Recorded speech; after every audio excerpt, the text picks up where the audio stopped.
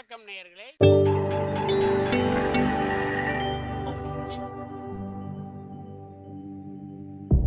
மகிழ்ச்சிக்கோர் தென்கட்சி என்ற அலைவரிசையில்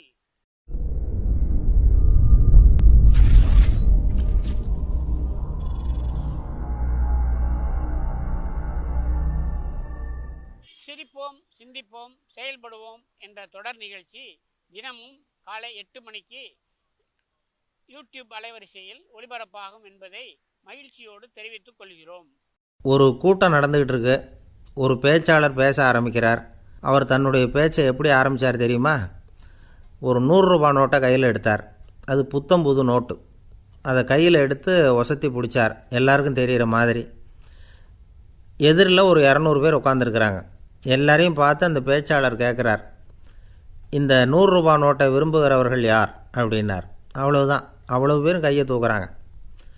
இந்த 100 ரூபா நோட்டை உங்களில் ஒருத்தருக்கு கொடுக்க போகிறேன், ஆனால் அதுக்கு முன்னாடி ஒரு காரியம் செய்ய போகிறேன் அப்படின்னு சொல்லிவிட்டு அந்த நோட்டை கையால் நல்லா கசக்குனார்.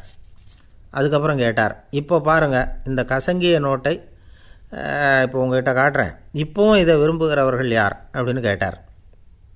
தூக்குன கை யாருமே கீழே இருக்கலை, அப்படியே வச்சுருந்தாங்க. பேச்சாளர் பார்த்தார். சரி, இப்படி செஞ்சால் என்ன அப்படின்னு சொல்லி அந்த நோட்டை கீழே மண்ணில் போட்டார். தன்னுடைய பூட்ஸு காலால் அதை மிதித்தார், அப்படியும் இப்படிமா தேய்ச்சார். இப்போ அந்த நோட்டு கண்ணாபின்னான்னு கசங்கி அழுக்காயிட்டுது. இப்போ அந்த அழுக்கான கசங்கின நோட்டை கையில் எடுத்தார், ஒசத்தி பிடிச்சார். இப்போ சொல்லுங்கள், இப்போவும் இதை விரும்புகிறவர்கள் யாருன்னு கேட்டார்.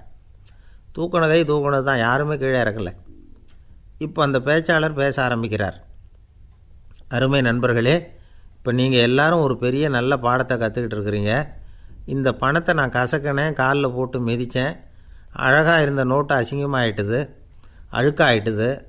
இந்த பணத்தை நான் என்ன பண்ணினாலும் சரி, நீங்கள் தொடர்ந்து அதை விரும்புகிறீங்க. அதுக்கு என்ன காரணம்? அது அதனுடைய மதிப்பில் குறையல. அதாவது அப்பவும் அதனுடைய மதிப்பு 100 ரூபா தான், இப்போவும் அதனுடைய மதிப்பு 100 ரூபா தான். நம்முடைய வாழ்க்கையில் நாம் எடுக்கிற முடிவுகள், ஏற்படுற சூழ்நிலைகள், இதுகளால் நாம் கசக்கப்படுறோம், மிதிக்கப்படுறோம், அழுக்காயிடுறோம்.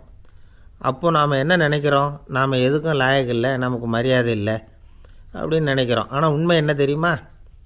ஏற்கனவே எது நடந்திருந்தாலும் இனிமேல் எது நடக்க போகிறதா இருந்தாலும் நம்ம மதிப்பில் நாம் குறைஞ்சி போயிடுறதில்ல. இன்னல் வரும்பொழுது மதிப்பு குறைஞ்சுவிட்டதாக நினச்சி யாரும் மனம் உடைஞ்சி போயிடாதீங்க. நீங்கள் ஒரு தனித்தன்மை உள்ளவர், உங்ககிட்ட ஒரு தனித்துவம் உண்டு, அது மற்ற யாருக்கிட்டையும் கிடையாது. அதை மறந்துடாதீங்க. நாளைய எதிர்பார்ப்புகளை நேற்றைய ஏமாற்றங்கள் அமுக்கிறதுக்கு இடம் கொடுத்துடக்கூடாது. ஆகக்கூடி வாழ்க்கையை சரியாக புரிஞ்சுக்கிட்டோம்னா சங்கடம் இல்லை.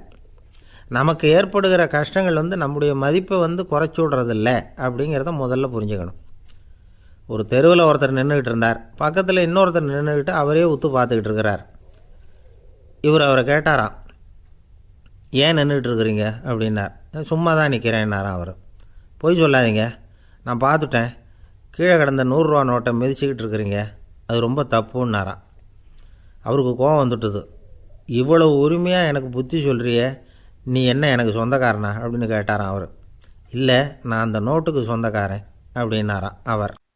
ஐயா தென்கட்சி கோ சுவாமிநாதன் அவர்களின் மகிழ்ச்சிக்கோர் தென்கட்சி தொடர் நிகழ்ச்சியினை கேட்டு பயன்பெறுங்கள். நிகழ்ச்சியினை பிடித்திருந்தால் உங்களுக்கு கமெண்ட் பாக்ஸில் உங்கள் கமெண்ட்டுகளை பதிவு செய்யுங்கள், ஷேர் செய்யுங்கள், லைக் செய்யுங்கள், கண்டிப்பாக சப்ஸ்கிரைப் செய்யுங்கள். நன்றி, வணக்கம்.